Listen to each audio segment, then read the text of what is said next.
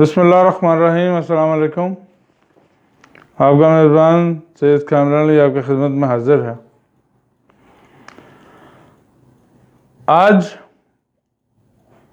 آپ سے جس موضوع پہ گفتگو ہوگی وہ ہے 8 فروری کو کیا ہوگا۔ فرض کریں تحریک انصاف سے بلے کا نشان نہیں چھینا جاتا، ساتھ ہی یہ بھی فرض کر لیں کہ تحریک انصاف پہ پابندی بھی نہیں لگائی جاتی۔ تحریک انصاف کے امیدواروں کو کاغذات نامزدگی جمع کروانے تک پہنچنے دیا جاتا ہے۔ جو جمع کروا لیں انہیں کاغذات نامزدگی کی تصدیق کے لیے بلایا جاتا ہے تو وہ راستے میں کہیں اغوا نہیں ہو جاتے۔ کیمپین کرنے یا نہ کرنے کا مفروضہ تو چھوڑیں، ان لوگوں پر الیکشن ٹریبیونل اعتراض لگا کر ان کے کاغذات نامزدگی مسترد نہیں کر دیتا۔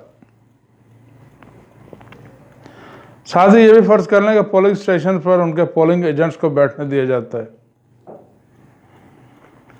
پھر فرض کر لیں تحریک انصاف تباہ کن ٹرن آؤٹ کی وجہ سے جیتنا شروع ہو جاتی ہے۔ پھر فرض کریں کہ وہاں کے نتائج میں رد و بدل بھی نہیں کیا جاتا۔ فرض کریں کہ انہیں حلف بھی اٹھانے دیا جاتا ہے، اسمبلی کا اجلاس بھی بلا لیا جاتا ہے۔ فرض کریں وہاں تحریک انصاف کا وزیر اعظم بھی بننے دیا جاتا ہے۔ پھر فرض کریں اس وزیر اعظم کو اتنا بااختیار ہونے دیا جاتا ہے کہ وہ انصاف اور آئین کی بالادستی کی کوششیں کرے اور اس کوششوں کے سلسلے میں وہ ایوان سے قوانین کو منظور کروائے۔ فرض کریں جس دن یہ قرارداد منظور ہونا ہے اس روز اراکین اسمبلی کو گرفتار کر کے روکا نہیں جاتا بلکہ اسمبلی پہنچنے بھی دیا جاتا ہے۔ تب جا کر تحریک انصاف اس قابل ہوگی کہ عمران خان کی رہائی ممکن ہو سکے اور تحریک انصاف پر یہ دور ابتلا جو آیا ہوا ہے یہ ختم ہو سکے۔ یہ سارے مفروضے بے بنیاد نہیں ہیں۔ اگر کوئی یہ سمجھتا ہے کہ 8 فروری کو حکومت پلیٹ میں رکھ کے اس کے آگے پیش کر دی جائے گی تو وہ احمقوں کی جنت میں زندہ رہ رہا ہے۔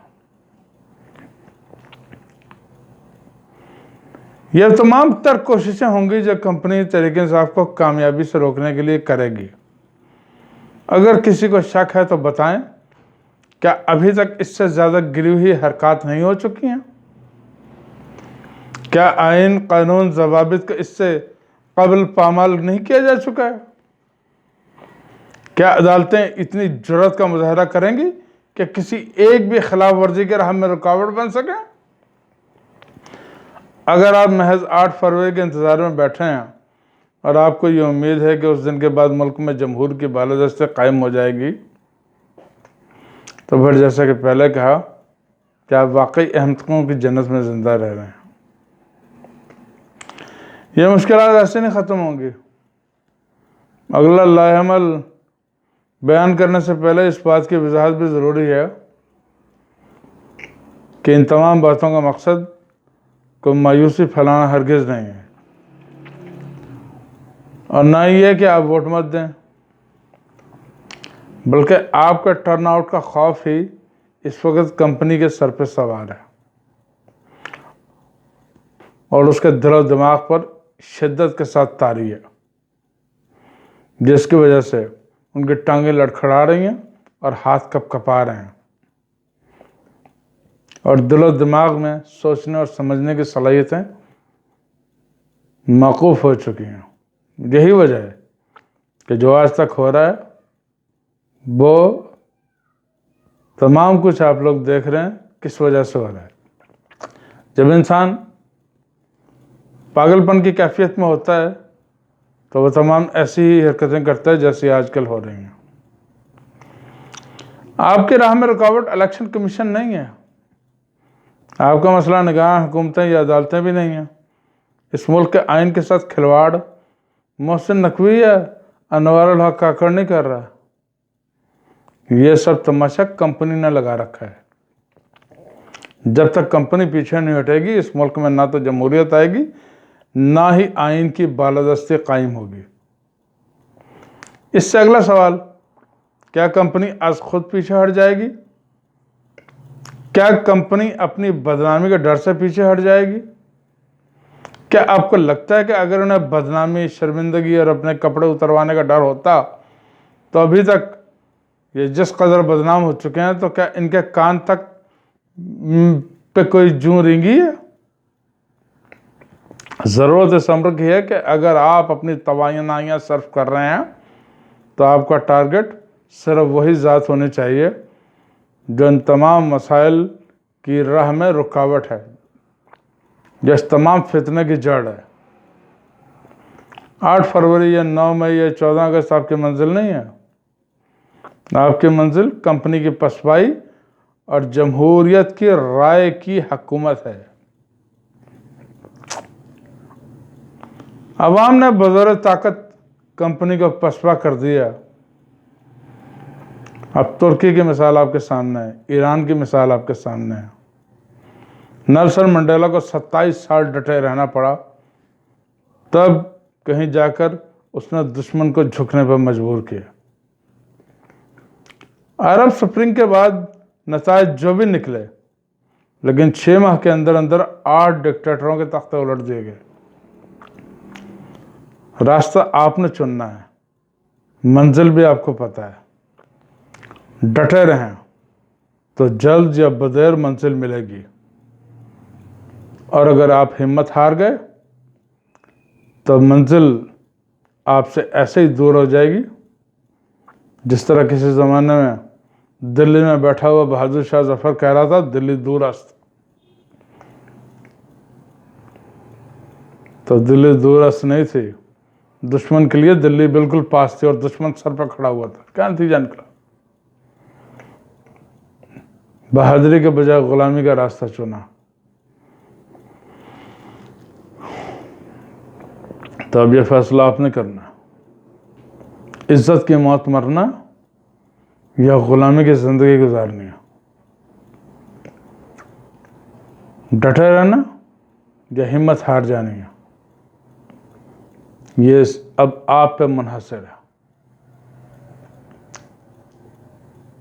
ये फैसला भी आपने करना है और मंजिल भी आपने ही चुननी है। मंजिल तो आपको पता है, लेकिन कोशिश सिर्फ ये होनी चाहिए कि इस मंजिल के ऊपर खड़े रहें और अपने वोट का पहरा दें। बाकी अल्लाह बेहतर जाने। ये सब मफरूज़ हैं, हो सकता है इसके सब कुछ इसके उल्ट हो, क्या जाने। एक चाल इंसान चलता है तो एक चाल अल्लाह चलता है। बहैसियत तो मुसलमान हमें अल्लाह पे यकीन होना चाहिए, और इमरान खान को अल्लाह पे यकीन है।